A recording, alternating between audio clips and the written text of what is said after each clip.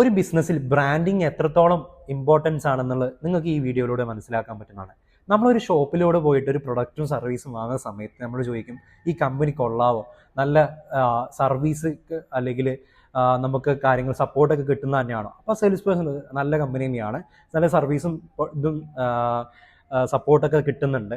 അപ്പോൾ ഈ ഒരു സംഭവത്തിൽ നമ്മൾ ആ ബ്രാൻഡിനെ നമ്മൾ എന്ത് ചെയ്യണം, നല്ല രീതിയിൽ ബ്രാൻഡാക്കി കൊണ്ടുവന്നാലേ നമുക്കിത് ബിൽഡ് ചെയ്യാൻ പറ്റുള്ളൂ.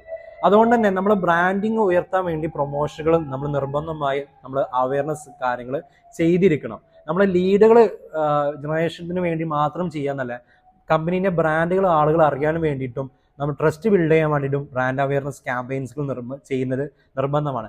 വലിയ വലിയ കമ്പനികൾ ലക്ഷങ്ങളും കോടികളും മുടക്കിയിട്ടാണ് ഫ്ലക്സുകളും ബോർഡുകളും മേക്ക് ചെയ്തും പത്രത്തിലൂടെ ഒക്കെ ഇത് കൊടുക്കുന്നത്. ഇതെന്തിനാ? ആളുകളെ ട്രസ്റ്റ് ബിൽഡ് ചെയ്യും, ഈ കമ്പനീൻ്റെ പൊട്ടൻഷ്യൽ നല്ലൊരു കമ്പനിയാണെന്ന് ആളുകൾക്ക് അറിയാനും വേണ്ടിയിട്ടാണ്.